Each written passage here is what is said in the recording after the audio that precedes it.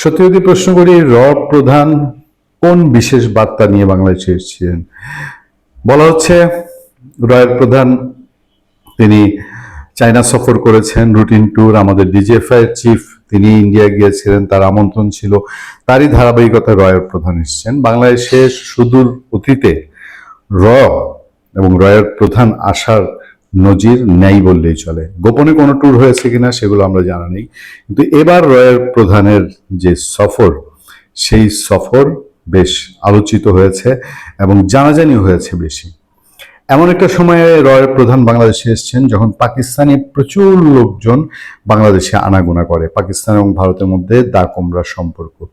বাংলাদেশের উপর পাকিস্তানের প্রভাব বেশি থাকবে নাকি ভারতের প্রভাব বেশি থাকবে, এই নিয়ে ভূ রাজনীতিতে এই দুই দেশের যুদ্ধ আছে। বাংলাদেশেও দ্বিধা বিভক্ত। বাংলাদেশে anti Indian, pro Indian, anti Pakistani, pro Pakistani নানান রকম মানুষ রয়েছে।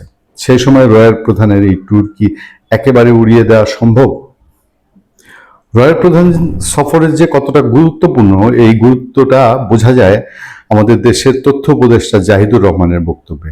আমার সামনের এখনের খবর হলো প্রধানের ঢাকা সফর নিয়ে যা বললেন প্রধানমন্ত্রীর তথ্য উপদেষ্টা। ভারতের গোয়েন্দা সংস্থা রিসার্চ অ্যান্ড অ্যানালাইসিস উইং এর প্রধান পরাগ জৈনের ঢাকা সফর নিয়ে জল্পনার কিছু নেই। তার এই সফর নিয়মিত কার্যক্রমের অংশ বলে জানিয়েছেন প্রধানমন্ত্রীর তথ্য ও সম্প্রচার বিষয়ক উপদেষ্টা ডাক্তার জাহিদুর রহমান।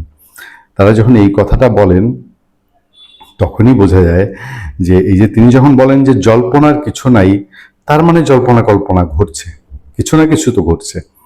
তিনি সরকারি প্রেস ব্রিফিংয়ে বলছিলেন, ডাক্তার জাহিদুর রহমান বলেন প্রধান চীন থেকে ঢাকা এসেছেন, তার এই সফর নিয়মিত কার্যক্রমের অংশ, এটা জল্পনার কিছু নেই। হয়তো তার সফর শেষে সরকার কোনো বিবৃতি দিতে পারে।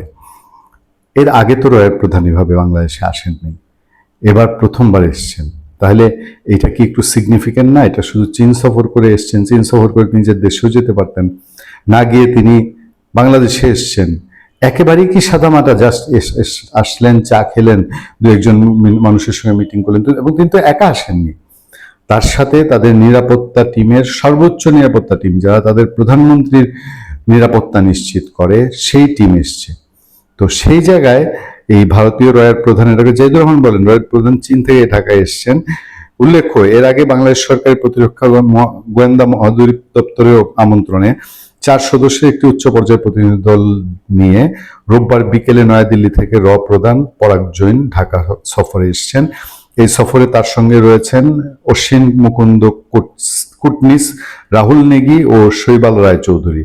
ঢাকায় আসার আগে প্রধান পরাগ জৈন চীন সফর করেছেন বলে জানা গেছে। পরাগ জৈনের প্রধানের দায়িত্ব পালনের পাশাপাশি ভারতের স্পেশাল প্রোটেকশন গ্রুপ এসপিজি, মানে যারা ভারতের প্রধানমন্ত্রী নিরাপত্তা নিশ্চিত করেন, বিশেষ সচিব হিসেবে দায়িত্ব পালন করেন। কূটনৈতিক সূত্রে জানা গেছে প্রধানের ঢাকার একটি নিয়মিত সফর। ডিজিএফআই কর্মকর্তারা যেমন নিয়মিত ভারত সফর করেন, তেমনি ভারতের গোয়েন্দা সংস্থা কর্মকর্তারা বিভিন্ন সময় বাংলাদেশ সফর করে থাকেন। এসব সফরে নিরাপত্তা পরিস্থিতি সহ পারস্পরিক স্বার্থ সংশ্লিষ্ট বিষয়ে দুই পক্ষ পর্যবেক্ষণ ও দৃষ্টিভঙ্গি বিনিময় করে।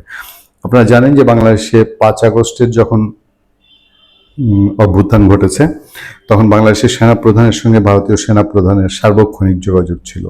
এবার প্রশ্ন উঠেছে, প্রধান সত্যিকার অর্থে কি এটি রুটিন ওয়ার্কে এসছেন?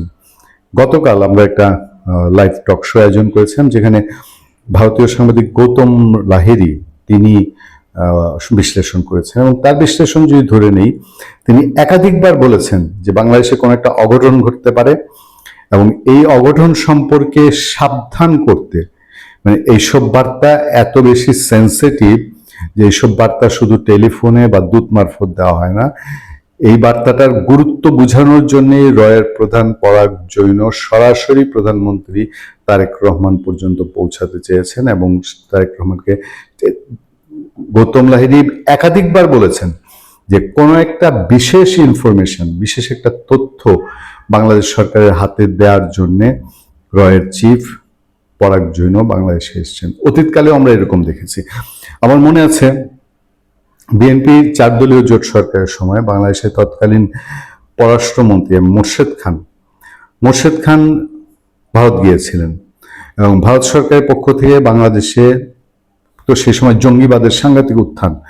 বাংলাদেশের কোন কোন মাদ্রাসায়, কোন কোন পাহাড়ে, কোথায় কোথায় জঙ্গি তৎপরতা আছে, জঙ্গি ট্রেনিং চলছে, সেই লিস্ট ভারত সরকারের পক্ষ থেকে সেই মোর্শেদ খানের হাতে দেওয়া হয়েছিল।